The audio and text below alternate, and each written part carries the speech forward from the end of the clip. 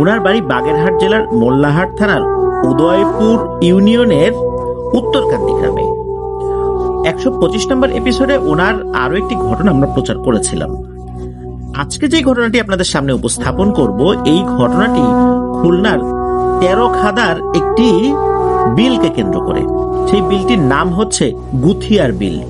এটি অনেক বড় একটি বিল, এত বড় বিল যে এক পাশ থেকে আর এক পাশ দেখাই কষ্ট।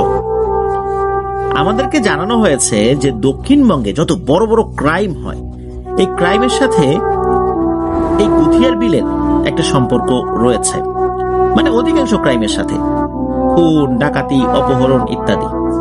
পুলিশ প্রশাসন কিন্তু যথেষ্ট চেষ্টা করে যাচ্ছেন, তারপরেও আসলে বিশাল এরিয়া তো, সব সাইডে তো আসলে দেখা সম্ভব হয় না।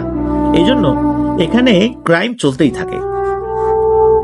তাহলে বুঝতেই পারছেন কত বড় বিল, যেটা পাহারা দেওয়াটাও অনেক কষ্ট হয়ে যায়, আর কত ভয়ানক বিলটা। এই ঘটনাটি ঘটেছিল এই সাগর কাজী ভাইয়ের নানার খালুর সাথে। ওনার নানার খালুর নাম ছিল আকবর আলী ভুইয়া। উনি ছিলেন একজন কুস্তিগির। এই কুস্তির যে টিম রয়েছে, উনি টিমের প্রধানও ছিলেন। আর কুস্তি কি জিনিস সেটা তো নিশ্চয়ই বুঝতে পেরেছেন। আগেকার দিনে কিন্তু এই শরীর চর্চার অন্যতম একটা মাধ্যম ছিল এই কুস্তি। সুনামগঞ্জ এলাকায় আমি কিন্তু এখনো এই কুস্তির প্রতিযোগিতা হতে দেখি। আমি যখন সুনামগঞ্জে ছিলাম, তখন আমাদের অফিসে মাঝে মাঝে কাজ করতে আসতো একটি ছেলে, যে এই কুস্তি করত। ছেলেটি ছিল বোবা, কিন্তু খুব ভালো একজন কুস্তিগির ছিল। বাংলাদেশের এখনো বিভিন্ন এলাকায় এই কুস্তির ব্যাপারটা রয়ে গেছে, আর আগে তো এটা অনেক বেশি ছিল। এই আকবর আলী ভুইয়া এমনই একজন কুস্তিগির ছিলেন, অনেক শক্তিশালী এবং সুঠাম দেহের অধিকারী ছিলেন। ওনার উচ্চতা ছিল 6 ফুট 3 ইঞ্চি। আর ছোটবেলা থেকেই উনি খুব বদমেজাজি ছিলেন, অল্পতেই রেগে যেতেন আর অন্যায় সহ্য করতে পারতেন না। যদি দেখা যেত যে কোথাও অন্যায় হচ্ছে, উনি সেখানে গিয়ে ঝাঁপিয়ে পড়তেন। এই জন্য যারা দুষ্টু প্রকৃতির লোক, তারা এই আকবর আলী ভুইয়ার নাম শুনলেই ভয় পেতেন। তো যাই হোক, ঘটনায় চলে যাই। ঘটনাটি ঘটেছিল 1995 সালের শেষের দিকে। তখন ডিসেম্বর মাস ছিল, প্রচন্ড শীত পড়েছিল তখন। তো কোন এক বৃহস্পতিবার রাত্রে এই আকবর আলীর কাছে 3 জন লোক আসেন। তারা 3 জন প্রায় 2 ঘন্টা ধরে কথা বলেন আকবর আলী ভুইয়ার সাথে। তারা মূলত এসেছিলেন আকবর আলী ভুইয়াকে একটা কাজের জন্য ভাড়া করে নেয়ার জন্য। তো আগেকার দিনে এলাকায় এলাকায় কিন্তু মারামারি হতো, গ্রামে গ্রামে মারামারি হতো। তখন ওই এলাকার লোকজন কি করতো, কোনো শক্তিশালী মানুষকে ভাড়া করে আনতো। তো এই 3 জন আকবর আলী ভুইয়ার কাছে এই কারণেই আসছিলেন, যে তাকে ভাড়া করে নিয়ে মারামারি করাবেন। আসলে তারা যে শুধু মারামারি করাবেন এই জন্য আসছেন, বিষয়টা এরকম না। ইনারা ছিলেন খুবই অত্যাচারিত। আর একটা এলাকার কিছু প্রভাবশালী লোক তাদের জমি জমা জোরপূর্বক দখল করে নিতে যাচ্ছে। শুধু এই কয়েকজনের জমি জমা দখল করে নিতে যাচ্ছে বিষয়টা এরকম না, আরো অনেকেরই জায়গা জমি তারা এরকম দখল করে নিচ্ছে, এবং আগেও নিয়েছে, সেগুলো তারা ভোগ দখল করছে। আর শক্তিতে বা লোকদের সাথে পেরে ওঠাটা খুব মুশকিল, মানে ওই গ্রুপে তারা এর আগেও চেষ্টা করেছে, কিন্তু কখনোই সফল হয়নি। তাই বিভিন্ন লোক মারফত এই আকবর আলী ভুইয়ার কথা শুনে তার কাছে এসেছেন এবং এসে বলেছেন, আমরা আসলে মজলুম, আমাদের এভাবে অত্যাচার করতেছে, এখন আপনি আমাদের সাথে গিয়ে আমাদের পক্ষে মারামারি করবেন, তাদেরকে কিছু হটাই দিবেন। আমরা কখনোই তাদের সাথে মারামারি করে পারি না, আর আমরা এমনিতেও দুর্বল। এখন এই যে আকবর আলী ভুইয়া নানা, উনি তো ওনার দলের কয়েকজনকে নিয়ে যাবেন, বেশ শক্ত সমর্থক, আর ওই পক্ষের লোকজন তো থাকবেনই। এখন কত টাকা দিতে হবে এটা একটা বিষয়, তবে টাকার থেকেও বড় বিষয় ছিল যে উনি মজলুমের পক্ষে লড়াই করবেন। এটা ওনার জন্য একটা বড় সৌভাগ্যের বিষয় উনি চিন্তা করেছেন।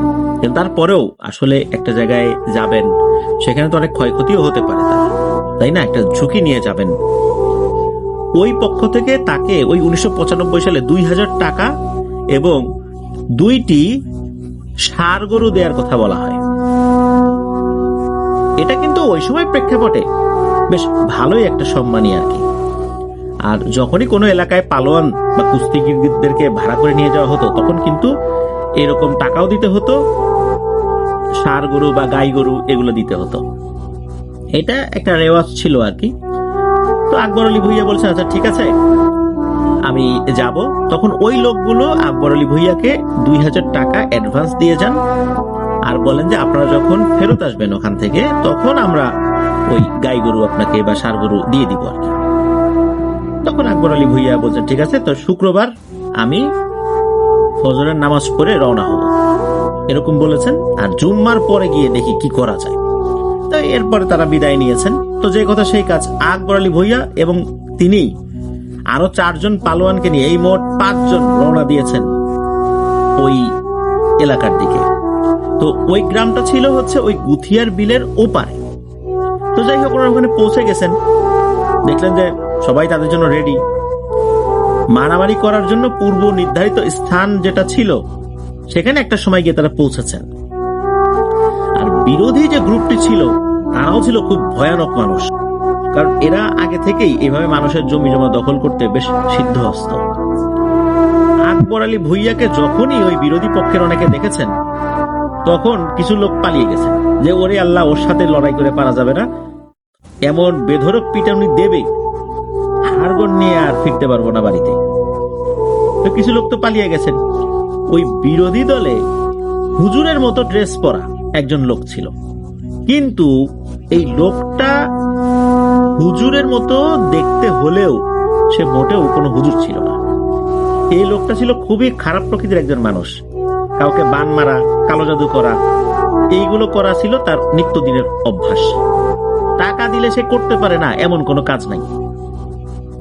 মূলত এই লোককেই বিভিন্ন মারামারির সময় নিয়ে আসে। সে কিছু কালো জাদু করে যার প্রেক্ষাপটে নাকি ওই গ্রুপের সাথে সহজে জেতা যায় না। এদিকে কিছু লোক আকবর আলী ভুইয়াকে দেখে পালাচ্ছে, তখন ওই যে হুজুরটা সে ওই লোকদেরকে বলল যে আরে ভয় পেও না, এই লড়াই আমরাই জয়ী হব, আসো আসো, আমাকে চেনো না, এর আগে কতগুলো লড়াই জিতাই দিছি, আসো, ভয়ের কিছু নাই।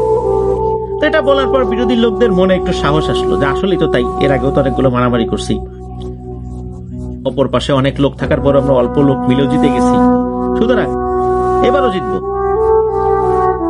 তাদের তরফ থেকে প্রথম আকবর আলী ভুইয়ার দলকে আক্রমণ করতে লাগলো। সবথেকে অবাক করা বিষয় হচ্ছে আকবর আলী ভুইয়া উনি খুবই শক্তিশালী, কিন্তু যেটা আমরা আগেও বলেছি, কিন্তু আকবর আলী ভুইয়া সহ তার 4 পালোয়ান সহ তার দলের লোকজন বেধড়ক মার খেয়ে যাচ্ছে, তারা কোনো প্রতিরোধী গড়ে তুলতে পারছে না। এই ব্যাপারটায় এই আকবর আলীর কিছুটা সন্দেহ হলো। আকবর আলী এই মারামারির ভিতরে খেয়াল করলেন ওই যে এই হুজুরটা যে সবাইকে সাহস দিচ্ছিল, এই হুজুরটাকে মারামারির সময় কোথাও দেখা যাচ্ছে না, অথচ সে কিছুক্ষণ আগেও বেশ উৎসাহ দিচ্ছিল সকলকে। তাহলে এই লোকটা কোথায় গেল? আকবর আলী ভুইয়া চিন্তা করলেন যে এই লোকটাকে খুঁজে বের করতে হবে, নিশ্চয়ই এর মধ্যে কোনো একটা ব্যাপার রয়েছে। এখন মারামারি করে শক্তি ক্ষয় করার থেকে আগে এইটাকে ধরি। আকবর আলী ভুইয়া খুব কৌশলে এই মারামারির ভেতরে ওই হুজুরকে খুঁজতে লাগলেন। খুব বেশিক্ষণ খুঁজতে হয়েছে বিষয়টা এরকম না, উনি দেখতে পেলেন একটা জায়গায় সে ঘাপটি মেরে বসে আছে, কিন্তু সে যে বসে আছে বিষয়টা এরকম না, সে কিছু একটা করছিল। আসলে ওই যে হুজুরটা একটা বস্তার ভেতরে একটা বিড়ালকে ভরে একটা বাঁশের লাঠিতে পিটাচ্ছে, আর বিড়ালটা ভেতর থেকে তার স্বরে চিৎকার করছে, মিউ মিউ করে চিৎকার করছে।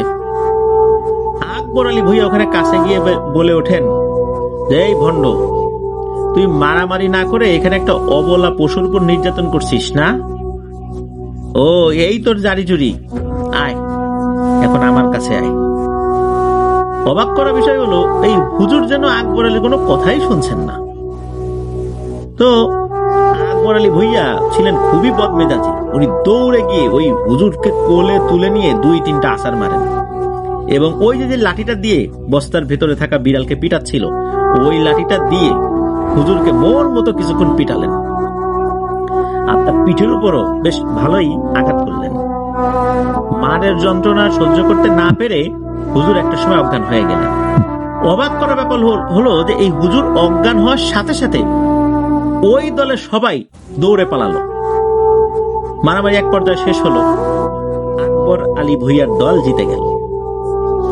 যখনই ওই হুজুর অজ্ঞান হয়ে গেছেন তখনই নাকি ওই দলের লোকজন হঠাৎ করে দেখেন যে তাদের আগের মতো সেই শক্তি নাই। আর ওই সময় অপর পক্ষ যারা মার খেয়ে যাচ্ছিলেন তারা আসলে অনেক কিছু বুঝতে পারছিলেন না যে কোন দিক থেকে মারে, কে মারে। মানে লড়াইয়ের মাঠে তারা অনেকটা দৃষ্টি বিভ্রম হয়ে গেছে, কোন দিক থেকে মার আসছে খেয়াল করতে পারছেন না। মানে তারা যে আঘাত করবেন, হয়তো সামনে তারা যেটা দেখছেন সেটা আসলে অ্যাকচুয়াল কোনো কিছু না, পাশ থেকে আঘাত করা হচ্ছে, বা তারা দেখছেন যে পাশ থেকে আঘাত করা হচ্ছে, সেটাতে তারা মনোযোগ দিয়েছেন, কিন্তু আসলে আঘাত করা হচ্ছে সামনে থেকে। তখন সামনে থেকে আঘাত করা হলে তারা তো আর সেটাকে প্রতিরোধ করতে পারছেন না। এভাবেই কিন্তু এই আকবর আলী ভুইয়ার দল মার খেয়ে যাচ্ছিলেন। আর ওই হুজুর অজ্ঞান হয়ে যাওয়ার সাথে সাথে সব জারিজুরি শেষ। এরপর পুরো লড়াইয়ের মোড় ঘুরে যায়, আকবর আলীর দল জিতে গেল। তো আকবর আলী তখন ওই যে গ্রুপটাকে বললেন যে আপনারা খুশি তো? আসলে এখানে ভয়ঙ্কর একটা ব্যাপার ছিল, এটা যদি আমি না ধরতে পারতাম আল্লাহর রহমতে, তাহলে আজকে আমরা কেউই প্রাণ নিয়ে ফিরতে পারতাম না। তখন অপর পক্ষ থেকে বলা হলো যে আপনাদের সাথে তো আমাদের কথা ছিল যে 2টা গরু দিব, তো আপনি আমাদের কাছ থেকে গরুটা নেন এখন। তখন ওই লোকজন বললেন যে আপনারা আসলে আজকে অনেক কষ্ট করেছেন, লড়াইটা তো এত সহজ ছিল না, শেষ মুহূর্তে এসে আমরা জিতে গেছি, তো আজকে সবাই থাকেন, রাত্রে বেশ ভালো খানা পিনা হোক, সকালবেলা যাবেন। এখন আকবর আলী ভুইয়া বলছেন যে না, এভাবে কোথাও রাত্রে থাকা ঠিক হবে না, যেহেতু একটা লড়াই হয়েছে, আরো অনেক ধরনের ঝামেলা হতে পারে, তাই আমি চলে যাই। বরং আমার সাথে 4 জন লোক আসছে, ওরা থাক, ওদেরকে আপ্যায়ন করেন, ওরা না হয় পরের দিন সকালবেলা গরু নিয়ে চলে যাবে। আকবর আলী ভুইয়া যেহেতু থাকতে চাচ্ছিলেন না, এই জন্য ওনারাও আর বেশি মানে জোরাজুরি করেন নাই। আকবর আলী ভুইয়া বিশ্রাম নিয়েছিলেন, নাস্তা পানি করেছিলেন, তো উনি এরপরে আসলে ঘুমিয়ে যান, যেখানে বিশ্রাম করছিলেন ঘুমিয়ে যান, কারণ খুব ক্লান্ত ছিলেন। তো আসলে কখন যে ঘুম চলে আসে বলতেই পারেন না। তো যখন ঘুম থেকে উঠেছেন তখন সন্ধ্যা হয়ে গেছে, তাড়াতাড়ি হাত মুখ ধুয়ে আরো কিছু হালকা নাস্তা পানি করে ওনার একটা লাঠি ছিল, সেই লাঠিটা নিয়ে রওনা দিয়েছেন। তখনও কিন্তু ওই লোকজন বলেছিলেন যে আসলে এখন যাবেন না, থাকেন না আজকে, কিন্তু উনি আবার খুব জেদি মানুষ, তো উনি থাকবেনই না, যাবেনই, কি আর করা, একাই রওনা দিয়েছেন। আর ওনার লোকজন পরের দিন আসবেন আর কি। তো ওই এলাকার লোকজন তারা বেশ কিছুটা পথ তাকে এগিয়েও দিয়ে এসেছিলেন এবং একটা হারিকেনও দিয়েছিলেন, হারিকেনের আলো দিয়ে যাতে আস্তে আস্তে উনি যেতে পারেন।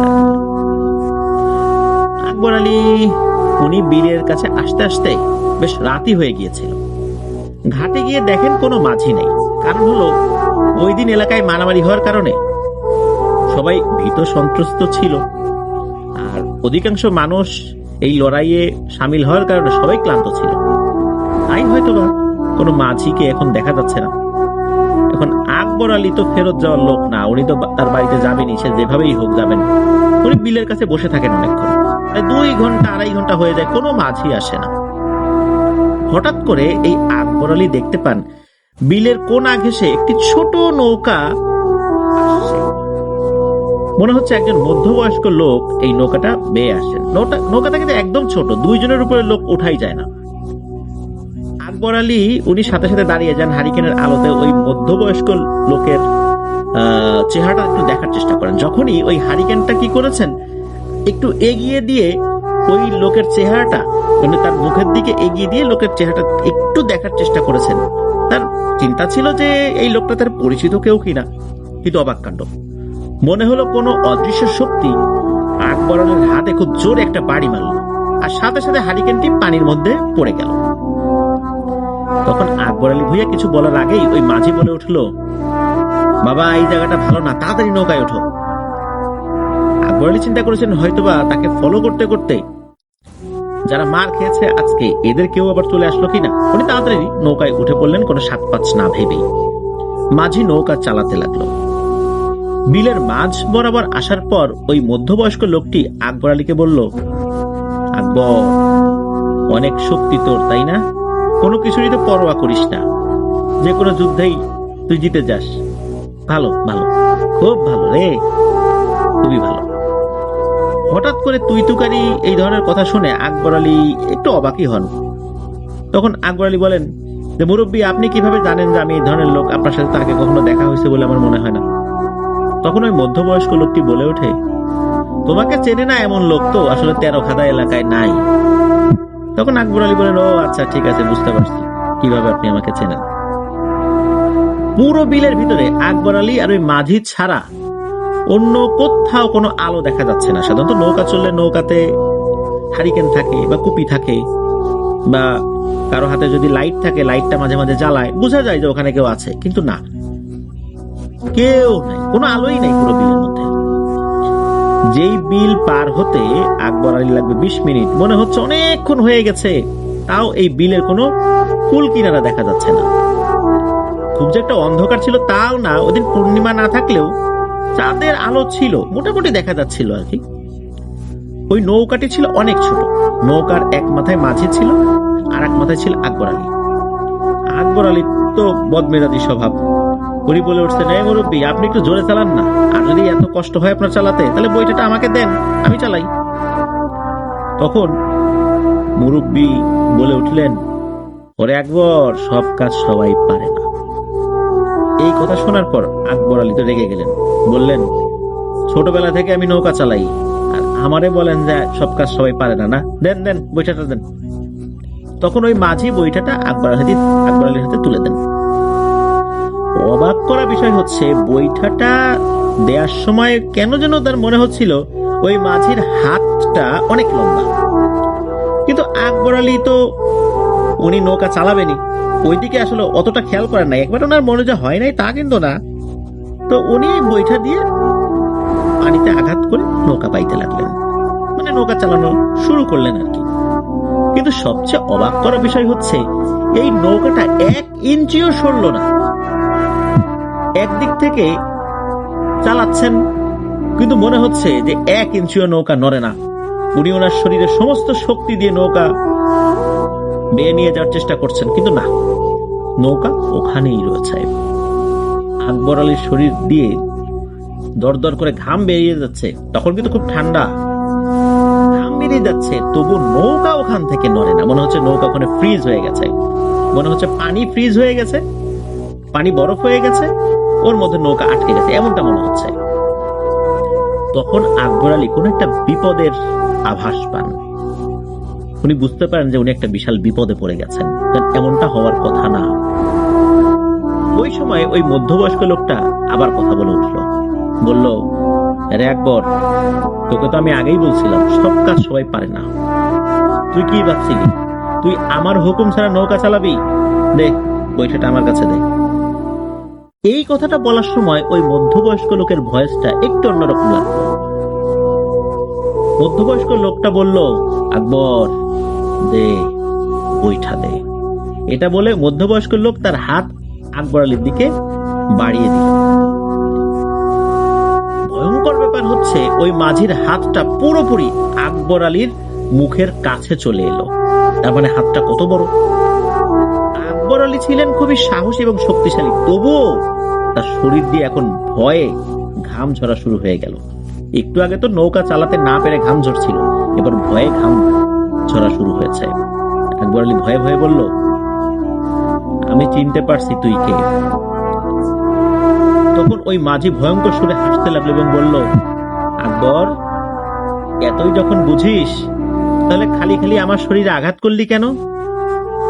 তখন আকবর আলী বলল, আমি তো আপনার গায়ে আঘাত করিনি, আপনি কি সব বলছেন?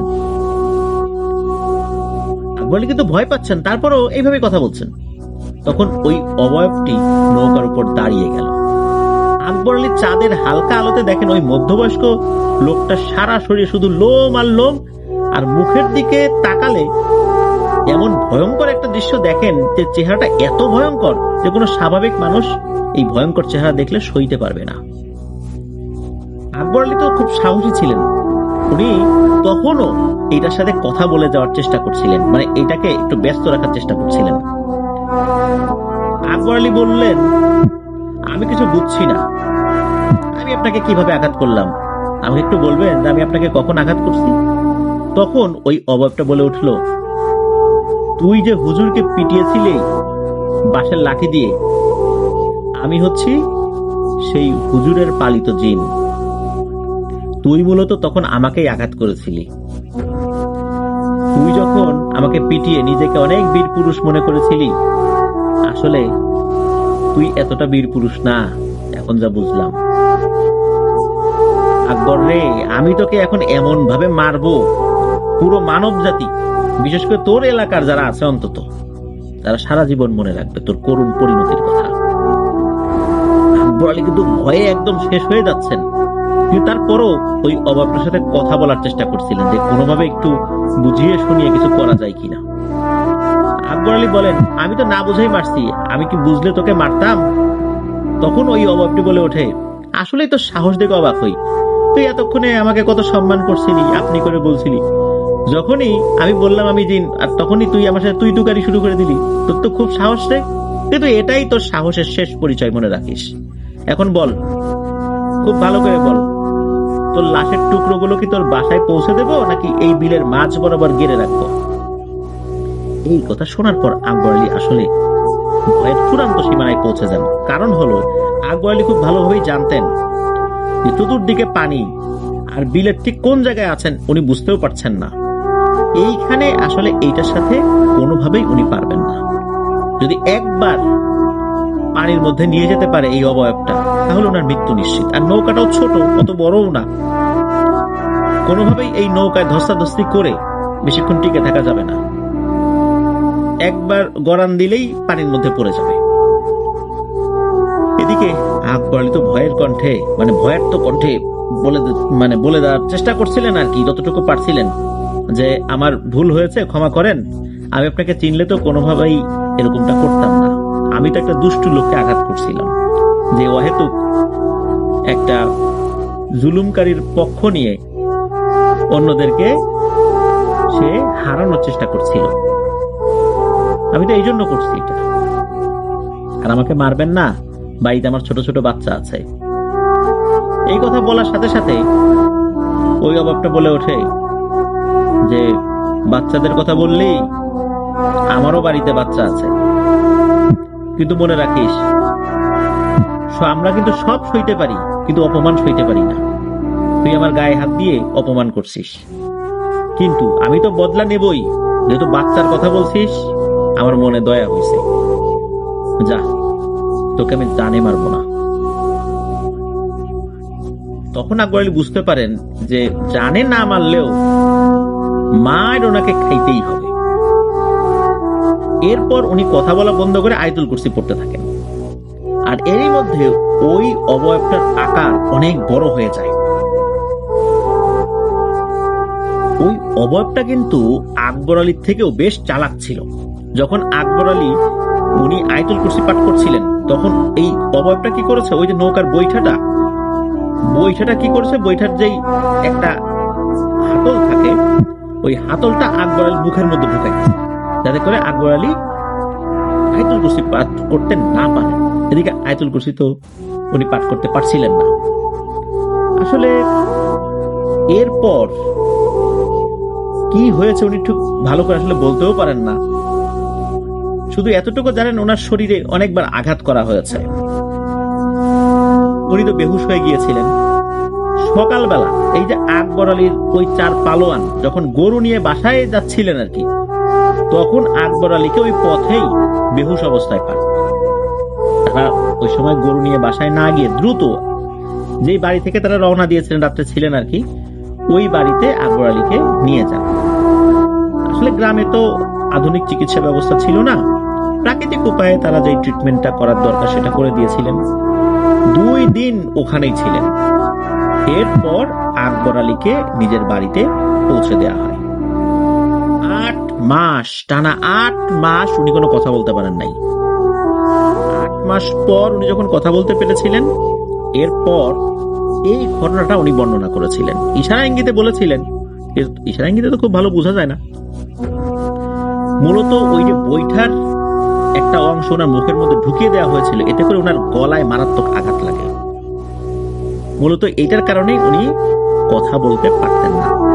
তাছাড়া ওই জিনেরও কিছু প্রভাব ছিল, যার ফলশ্রুতিতে উনি আসলে পরিপূর্ণভাবে কথা বলতে কখনোই পারেন নাই ওই 8 মাস।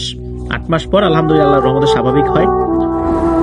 উনি এখনো ওই ভয়ঙ্কর রাতের কথা ভুলতে পারেন না।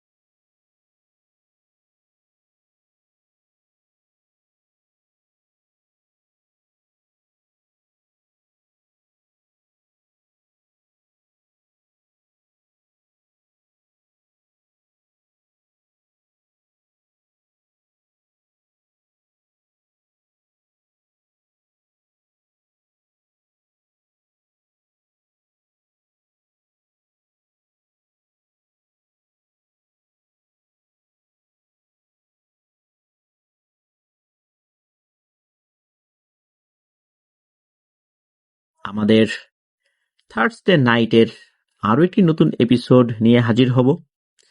আরো একটি কথা, 26 তারিখ বুধবার ইনশাল্লাহ আমি বিকেলবেলা বইমেলাতে থাকবো, আপনারা আসতে পারেন। এছাড়া একদম শেষ দিন 28 তারিখ, এই দিনও ইনশাল্লাহ আমি বিকেলবেলা বইমেলাতে যাব। এই দুটো দিন ইনশাল্লাহ আমাকে পাবেন। আপনারা যারা বইমেলাতে এসেছেন কিন্তু আমার সাথে দেখা হয়নি, আমি আন্তরিকভাবে দুঃখিত। আমার সাথে আসলে দেখা করতে পারেননি, আপনারা কষ্ট করে এসেছিলেন। আমি আশা করব আপনারা ওই দিন বিকেলবেলা 5টার দিকে বইমেলাতে আসেন। ইনশাল্লাহ রাত 8টা পর্যন্ত আমি বইমেলাতে থাকব। দেখা হবে, কথা হবে। প্রিয় লিসেনার্স, এতক্ষণ আমাদের সাথে থাকার জন্য আবারও ধন্যবাদ জানাচ্ছি। আমার জন্য দোয়া করবেন, আমার পরিবারের জন্য দোয়া করবেন, আপনাদের জন্য দোয়া রইল, আপনাদের পরিবারের প্রত্যেকের জন্য দোয়া রইল। মহান আল্লাহ সুবহানাহু ওয়া তাআলা আমাদেরকে ভালো রাখুন, সুস্থ রাখুন, নিরাপদে রাখুন, আফনান দ্য ওয়ার্ল্ডের সাথে রাখুন। আসসালামু আলাইকুম। প্রিয় লিসেনার্স, আসসালামু আলাইকুম।